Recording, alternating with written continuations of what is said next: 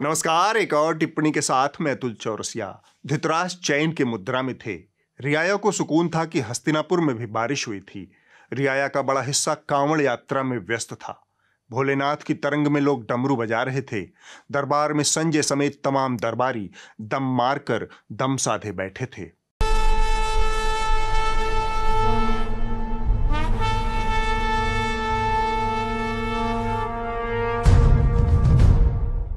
धृतराष्ट्र ने सुबह सुबह ही बम लहरी नामक भजन सुना था।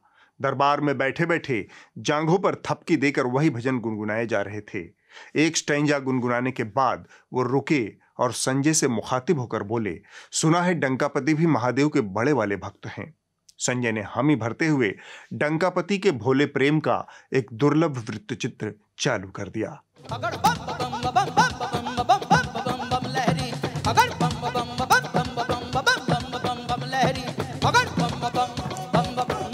यह सुनकर धृतराष्ट्र का मूड बन गया। उन्होंने हुलसते हुए कहा, कुछ आर्यावर्त, कुछ डंकापति के किस्से तो सुनाओ। बहुत दिनों से उनसे कोई खतो किताबत भी नहीं हुई है। संजय ने आज्ञा का पालन सिर नवाते हुए किया और कहा, महाराज, जनता को कावड़ में व्यस्त देखकर डंकापति ने छोटे नवाब पर चौतरफा हमला बोल दिया है। डंकापति एक साथ सारे हिसाब चुकता कर लेना चाहते हैं। यह सुनकर धृतराष्ट्र के कान खड़े हो गए। उन्हें हमेशा लगता था कि डंकापति और छोटे नवाब एक ही सिक्के के दो पहलू हैं। लिहाजा उन्होंने तुरंत विस्तार से व्याख्या का आदेश दिया। संजय ने बताया, सारी लड़ाई रेवड़ियों को लेकर शुरू हुई थी। डंकापति की सोच है कि रेवड़ियां बांटने का अधिकार सिर्फ उन्हें है।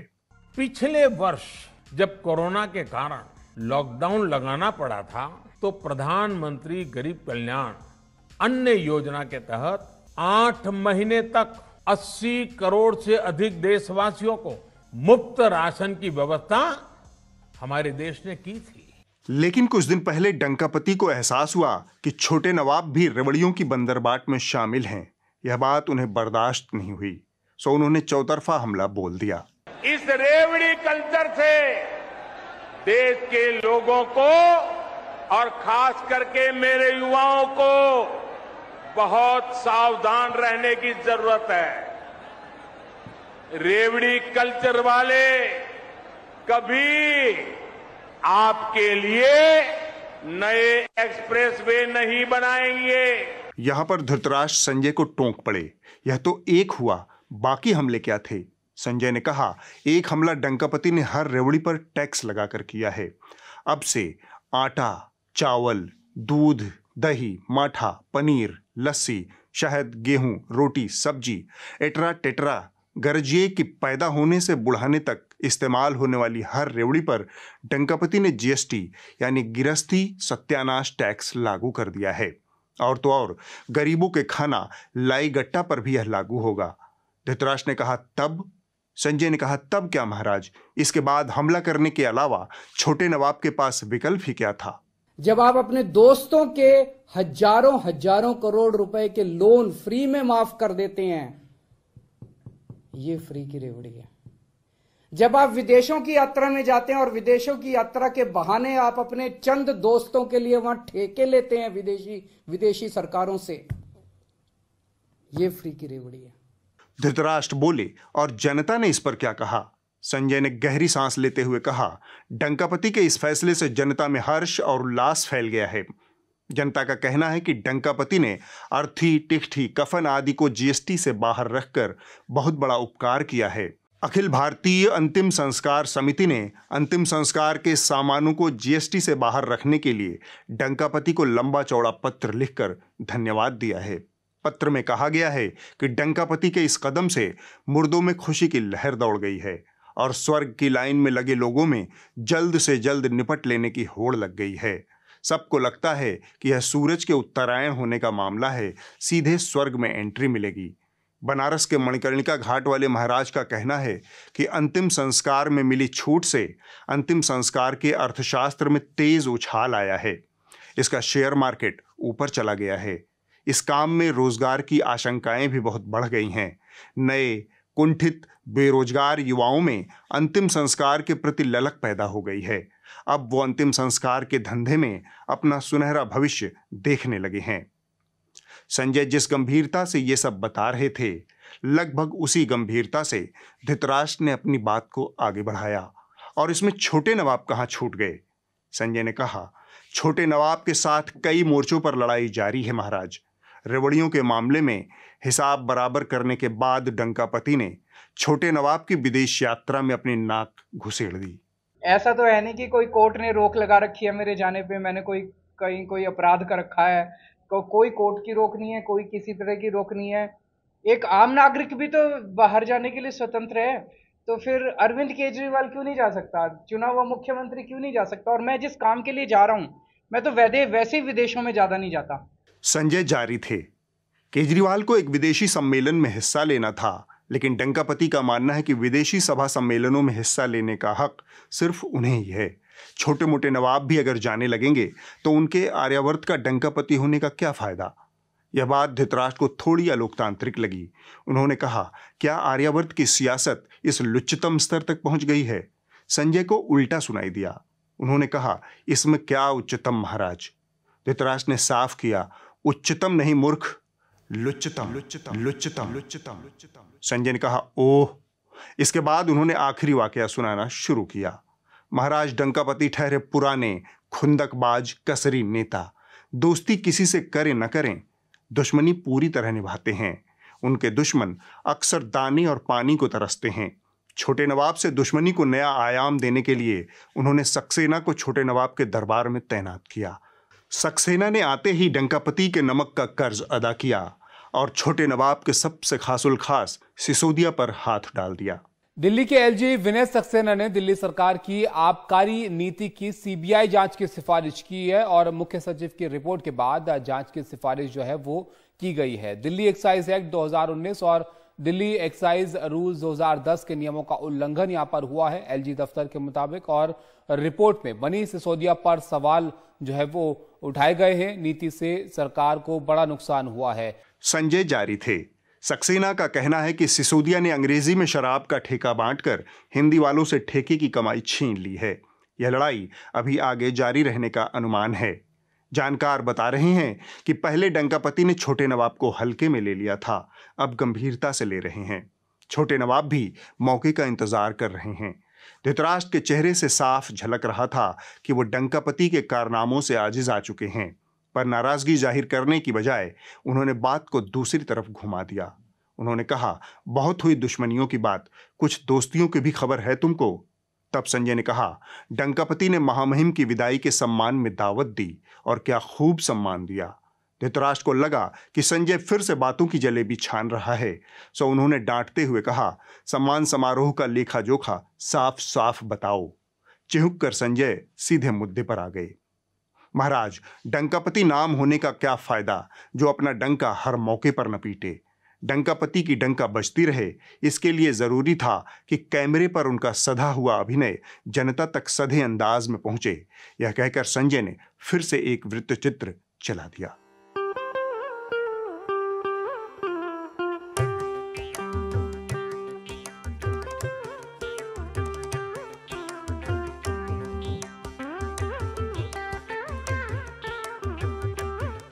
संजय जारी थे। महामहिम बारंबार डंकापति से मुखातिब होकर हाथ जोड़कर नमस्कार कर थक गए, लेकिन डंकापति एक टक अपलक कैमरे को निहारते रहे। धृतराष्ट्र से कुछ कहते न बना, वो उठे और सीधा अंतःपुर की ओर बढ़ गए। धृतराष्ट्र संजय संवाद में इस हफ्ते बस इतना ही। एक बार फिर से हम खबरिया चैनलों की उसी दुनिया में चलते हैं जहां पूरे हफ्ते नफरत, फिरका परस्ती, चापलूसी का कारोबार पुरानी लय और ताल में जारी रहा। पिछले हफ्ते आपका यह शो टिप्पणी थोड़ा सा रंगीन क्या हुआ कि सुधीर चौधरी ने पूरा का पूरा show he black and white कर दिया। लोकतंत्र में नेता का दिल बड़ा होना चाहिए और दिमाग उससे भी बड़ा। नमस्कार, मैं हूं सुधीर चौधरी और आज तक पर इस नए शो में आपका बहुत बहुत स्वागत है और इस शो का नाम है ब्लैक एंड व्हाइट। खैर, भारी मात्रा में सलाह मशवरे के बाद सुधीर चौधरी ने अपने इस शो का नाम ब्लैक एंड व्हाइट रखा है।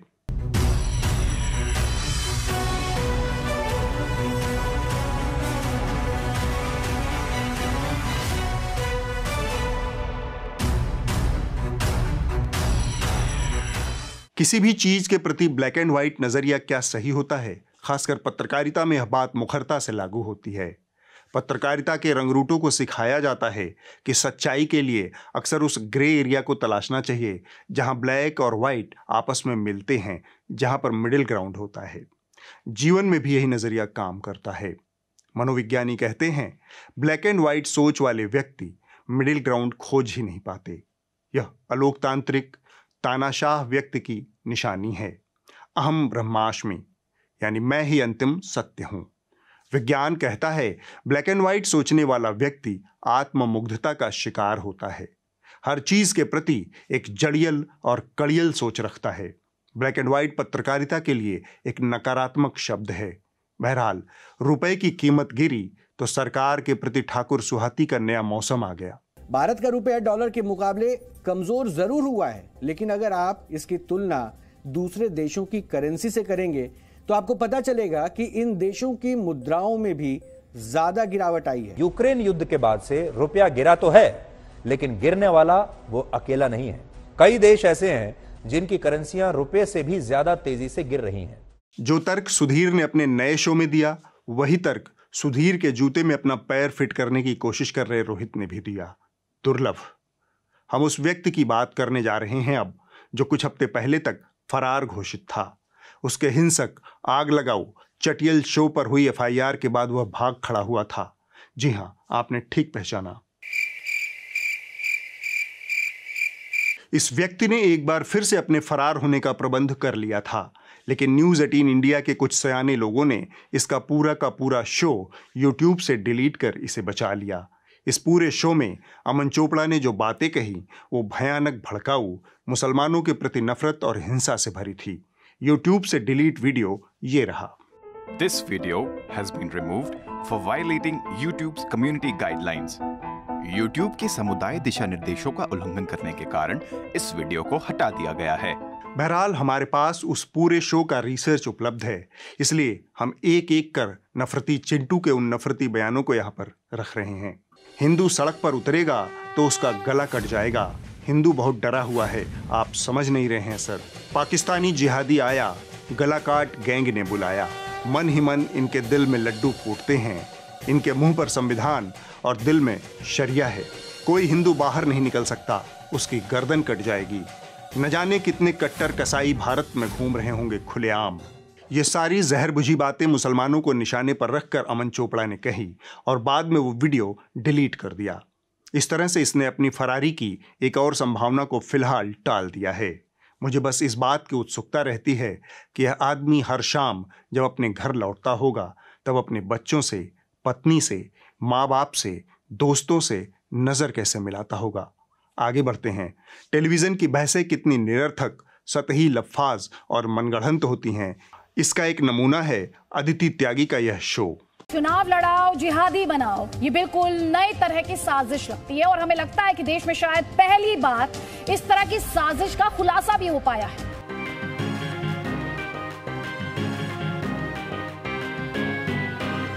यह पूरा शो त्यागी जी ने सिर्फ एक ट्वीट के आधार पर खड़ा कर दिया।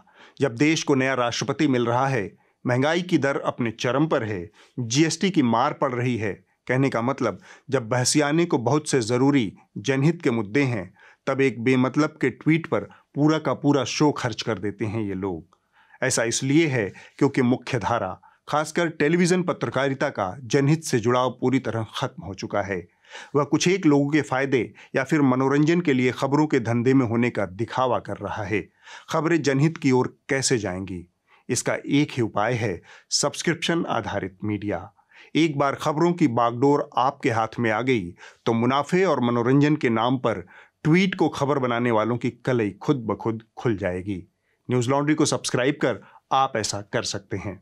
बड़े दिन बाद लियाकत जी पर नजर गई। मुझे लगा कि दरबारी मीडिया के तमाम हुड़कचुल्लू अब तक व्हाटअबाउटरी से निकलकर स्वामी भक्ति साबित करने के कुछ दूसरे तरीके तलाश चुके होंगे, लेकिन लियाकत को देखकर आश्चर्य और हताशा हुई। मतलब 8 साल बाद भी बहन उसी बेहयाई से व्हाटअबाउटरी कर रही हैं। मसलन आज जो महंगाई है उसके लिए आज की सरकारों से सवाल नहीं पूछना चाहिए, क्योंकि इस वक्त पूरी दुनिया में महंगाई की मार है और हिंदुस्तान उसमें बेहतर पोजीशन में इस वक्त है, यह मान लिया जाए। और महंगाई के लिए विपक्ष को लतियाना चाहिए, क्योंकि यह जिम्मेदारी उनकी है जिनकी 8 साल पहले सरकार थी। तब आप सरकार में थे आशुतोष जी, तब आपने क्या किया था मुझे ये बताइए ना। तब आप सरकार में थे आशुतोष जी, तब आपने क्या किया था मुझे ये बताइए ना। और अगर आपका बजट पेट्रोल डीजल की कीमत से गड़बड़ाया हुआ है तो सवाल कांग्रेस से पूछना है। आप जो है वो बीजेपी शासित राज्यों के बारे में तो बहुत अच्छे से बोल रही हैं। आपने पेट्रोल के दामों को कम करने के लिए क्या फैसला लिया है राजस्थान में, ये बताइए मुझे। इस बेहया व्हाटअबाउटरी के आगे तू तड़ाक है, देख लीजिए। तू तड़ाक। नमस्कार प्यारे देशवासियों, खबर वही जिसमें थोड़ी सी तू और ढेर सारी तड़ाक हो। पिछले हफ्ते हमने वादा किया था कि अगली बार एक और अजीमुशान शख्सियत से आपकी बातचीत करवाएंगे। हमारे साथ आज मौजूद हैं हमारे मुल्क की दीवानी खजाना, बोले तो वित्त मंत्री निर्दया राघव रमन राघव जी, माफी। Thank you. आपकी जेब में जो बचे हुए 2-4 रुपए हैं उनको निचोड़ने का काम इन्हीं के कंधों पर है। स्वागत है मैडम आपका तू तड़ाक में। नवाजिश जो आपने अपना कीमती समय हमें दिया, आपके स्वागत में मैं बस एक शेर से अपनी बात शुरू करना चाहता हूँ। ऐसी महंगाई है कि चेहरा भी बेच के अपना खा गया कोई, अब वो अरमान है न वो सपने, सब कबूतर उड़ा गया कोई। क्या सच में मैडम ऐसी ही महंगाई है? कबूतर के पुत्र, don't use your heavy north Indian language with me. नान तमिल पेसना उंगलके पुरियुमा। माफ कीजिएगा मैडम, आपका उत्तर मुझे समझ में नहीं आया। आई एम सॉरी टू से, लेकिन उत्तर भारतीय होकर भी आप उत्तर नहीं समझते। हाँ, उत्तर के पुत्र, डिड आई लीव यू उत्तरलेस? माफ कीजिएगा निर्दया जी, मैंने वो शेर बस थोड़ा शेखी बघारने के लिए कह दिया था। मैं जानना चाह रहा कि आपके बालों का रंग क्यों उड़ा हुआ है? क्या जीएसटी हेयर कलर पर भी लग गया है? सफ़ेदी से बालों की अंदाज़ा न लगा उम्र का, ये तो तोहफे में मिले तजुर्बे हैं उम्र के। क्या बात है मैडम, क्या बात है। पर वो मेरा जो सवाल था वो दूसरा था, उसका जवाब नहीं दिया आपने। आपका कबूतर उड़ा तो मुझे समझ नहीं आया, तो मेरे बालों का रंग उड़ा आपको कैसे समझ आएंगे? आपका विहंग उड़ा, मेरा रंग उड़ा, हिसाब के बही खाता बराबर। विहंग का अर्थ समझते हैं ना आप ही की भाषा है। क्यों, आपकी भाषा नहीं है मैडम हिंदी? खैर, चिड़ियों के 4-5 पर्यायवाची तो मुझे भी आते हैं। अच्छा, मुझे पर्यायवाची शब्द के 10 पर्यायवाची आते हैं। नहीं हो पा रहा यार मैडम, इकोनॉमी पर आ ही नहीं रही हैं, हिंदी पकड़ के बैठ गई हैं। इकोनॉमी नहीं, अर्थव्यवस्था बोलिए। अर्थव्यवस्था के अर्थ नहीं जानते हैं, एकदम व्यर्थ पत्रकार है आप, व्यर्थलेस। माफ़ कर दीजिए मैडम, अगली बार जब मैं आऊँगा तो आप ही के टक्कर की हिंदी और आप ही के टक्कर की तमिल भी सीख कर आऊँगा। पर फिलहाल हम लोग आम आदमी की भाषा में थोड़ा हिंदी में अर्थव्यवस्था पर बात कर रहे हैं। Excuse me, are you suggesting that we talk in the language of the aam aadmi? आप शायद भूल रहे हैं कि मैं किसी और पार्टी से आते हूँ। हमारी पार्टी में आम आदमी के भाषा नहीं समझते हैं। वो तो मैं समझ रहा हूँ कि आम आदमी की बातचीत आपको समझ में नहीं आती, पर मैं ये चाह रहा कि थोड़ा सा आम आदमी की जो बोलचाल है, जो बातचीत है, उस भाषा में अगर आप बात कर लें तो बड़ी बेहतर बात होगी। माफ़ कीजिएगा, लेकिन मैं इतना चिंदी स्तर के हिंदी नहीं बोल सकते हो जी। ठीक है मैडम, आप जिस भाषा में चाहें, जिस स्तर में चाहें उस तरह की बात करें। बस मैं ये चाह रहा हूँ कि जो हमारा सवाल है, सीधा सा सवाल है कि अर्थव्यवस्था की गाड़ी बेपटरी हो गई है और महंगाई बहुत ज़्यादा है, तो कुछ तो असर इसका आपके घर परिवार पर भी पड़ता ही होगा। मेरे घर में तो मेरी सरकार की नीतियों के खिलाफ मेरे शौहर भी लिखते हैं, तो क्या मुझे अब अपने राजनीति चुनने से पहले शौहर के मोहर लेने पड़ेंगे? तो फिर जनता इस निर्दयता को कैसे झेल रही है निर्दया जी? बड़ी ताज्जुब की बात है ये। जनता निर्दयता का सामना बहुत निर्भयता से कर रहे हैं। आप कृपया भारतीय जनता और उनकी पार्टी के बीच में आकर टांग मत टंगवाइए। टंगवाइए नहीं मैडम, अड़ाइए। खैर छोड़िए इस बात को। ये जो आपने गिरस्ती सत्यानाश टैक्स जीएसटी लागू किया है, ये फैसला किसका था? क्या ये भी एक्ट ऑफ गॉड ही था? जब आप लोग हर चीज को एक्ट ऑफ गोदी बोल सकते हैं, तो क्या ये निर्दया ताई गोदी से आई नहीं हटा सकते हैं? और वैसे ये गिरस्ती सत्यानाश टैक्स नहीं है, ये गुड सर्विस टैक्स है। इसका मतलब ये होते हैं कि आपको अगर गुड सर्विस चाहिए फ्रॉम द गवर्नमेंट, यू पे टैक्सेस टू द गवर्नमेंट। तो इसका मतलब है कि आप आटा, चावल, गेहूं, दाल, दही, दूध, माठा, छाछ सब पर टैक्स वसूलेंगी? देखिए, आप शायद मेरे नाम पर गौर नहीं किए हैं। मेरे नाम निर्दया रमन राघव है, because I am a serial killer. Serial killer? Oh, सी वाला सीरियल। पर आप तो दीवानी खजाना हैं। आपको क्या लगता है ये जो रुपए की कीमत और सरकार की आबरू गिरने में आपस में कोई संबंध है? एक पुराने अर्थशास्त्री ने ये बात कही थी।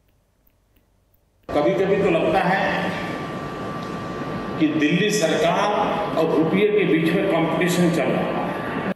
आप ही लोग तो कहते हैं कि रोटी से लेकर धोती तक, रेल से लेकर तेल तक सब कुछ महंगे हो गए हैं, जनता अफोर्ड नहीं कर पा रहे हैं। और ये सब चीज़ें किससे खरीदते हैं? रुपया से। तो हमारी सरकार ने सोचा कि क्यों ना ऐसे मास्टर स्ट्रोक लाया जाए कि रुपए के ही कीमत को हम गिरा दे कि रुपया लोग अफोर्ड कर पाए। मास्टर स्ट्रोक का तो पता नहीं, पर कुछ लोगों को इससे स्ट्रोक पड़ने की संभावना है। हमें अपना कीमती समय देने के लिए बहुत बहुत शुक्रिया मैडम। दरअसल सरकार खुद नहीं चाहती कि इस तरह से लोगों की गर्दन पर चाकू रखकर उसे वसूली करनी पड़े, लेकिन लोग ही मजबूर कर देते हैं। लोगों को भी सरकार से कोऑपरेट करना होगा, समय समय पर वोट देना होगा, समय समय पर कांवड़, दुर्गा भसान, ईद बकरीद के मौके पर दंगा फसाद करना होगा। तभी सरकार रियायत के बारे में सोच सकती है। अगली बार ऐसे ही किसी शख्सियत से हम इसी शरीफाना अंदाज में बातचीत की फिर से कोशिश करेंगे। तब तक आप लोग न्यूज़ लॉन्ड्री को सब्सक्राइब कर लीजिए। अब वक्त है इस हफ्ते की रिपोर्ट का। जो कही जा रही थी बातें कि अंदर में भी सोशल डिस्टेंसिंग का ख्याल रखा जाएगा। ट्रेनें तो खुल दी हैं, लेकिन कैसे स्टेशन पर thousands of the migrants workers in different groups walking। इस हफ्ते की रिपोर्ट गांव कनेक्शन से है। भारत में हर साल 60,000 के लगभग लोगों की मौत सांप के काटने से होती है। यह समस्या गांव में ज्यादा है। गांव में स्वास्थ्य सुविधाओं की डावाडोल स्थिति इसकी बड़ी वजह है। प्राथमिक और सेकेंडरी स्वास्थ्य केंद्रों पर आमतौर पर एंटी वेनम यानी सांप काटने की वैक्सीन का अभाव इसकी सबसे बड़ी वजह है। उसको मैंने ले गए, यहाँ झाड़ते थे वहाँ ले गए, फिर वहाँ नहीं फायदा, फिर लखीमपुर गोला ले गए अस्पताल सरकारी से रिफर हो गए, लखीमपुर गए, लखीमपुर में जवाब दे दी। जो स्नेक बाइट डेथ होती है more than 90% due to delay in seeking treatment. यहाँ पर 30 जून को एक महिला को जहरीले सांप ने काट लिया था। सांप जहरीला था। उनको 35 एंटी स्नेक वेनम के वायल दिए गए, लेकिन जहर के कारण उन्हें न्यूरोटॉक्सिक इंजरी यानी कि दिमाग में चोट हो गई। उन्हें दौरे झटके पड़ रहे थे। बाहर से ऑक्सीजन सपोर्ट पर थीं, पर 15 दिन के संघर्ष के बाद 14 जुलाई को उनकी मृत्यु हो गई। बहुत सारे ऐसे गांव होते हैं जो प्राइमरी हेल्थ सेंटर से भी बहुत दूर होते हैं, रिमोट एरिया में होता है। तो जो भी स्नेक बाइट के विक्टिम होंगे तो एकदम से अपने नियरेस्ट जो हेल्थ फैसिलिटी में बोलता हूँ, जो प्राइमरी हेल्थ सेंटर है, वहाँ भी नहीं पहुँच पाते हैं। अगले हफ्ते होगी एक और टिप्पणी। नमस्कार।